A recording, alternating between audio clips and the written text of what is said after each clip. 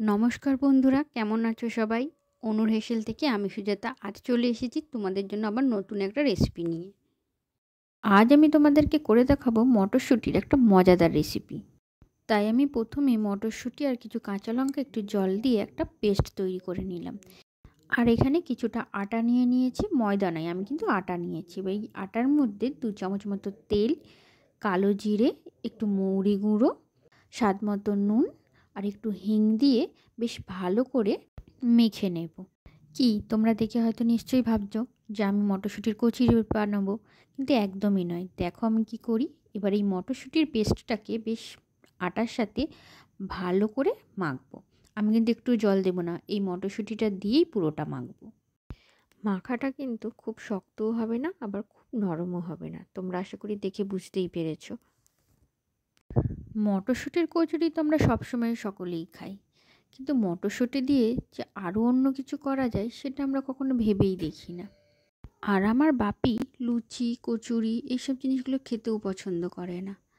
তাই আমি ভাবলাম এই কচুরি করার থেকে মটরশুঁটির পরোটা করলে কেমন হয়, তাহলে বাপিও একটু খেতে পারবে।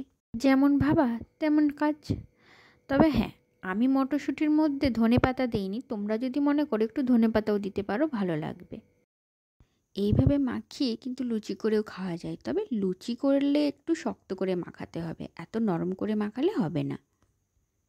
আমি পরোটাগুলোকে একটু চৌকো চৌকো করে বেলছি, তোমরা যে যেমন পারো শেপ দিতে পারো।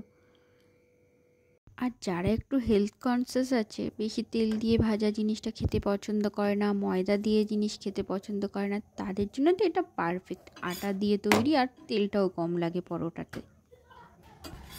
আমার বেশিরভাগ রান্না আমার মায়ের কাছ থেকেই শেখা।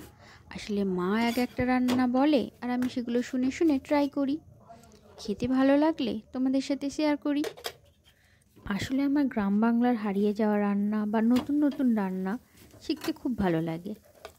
তোমাদের কাছেও যদি এরকম পুরনো দিনের হারিয়ে যাওয়া রান্নার কোনো রেসিপি থাকে আমাকে অবশ্যই জানাবে, আমি সেগুলো নিজেও শিখব আর যারা জানে না তাদেরকেও শেখাবো। তোমাদের সাথে কথা বলতে বলতে আমার পরোটা ভাজা প্রায় হয়ে গেছে। আজকের আমার রেসিপিটা কেমন লাগলো অবশ্যই কিন্তু তোমরা জানাবে। আর তোমরা কে কে এই রেসিপিটা ট্রাই করলে সেটাও কিন্তু জানাতে ভুলো না।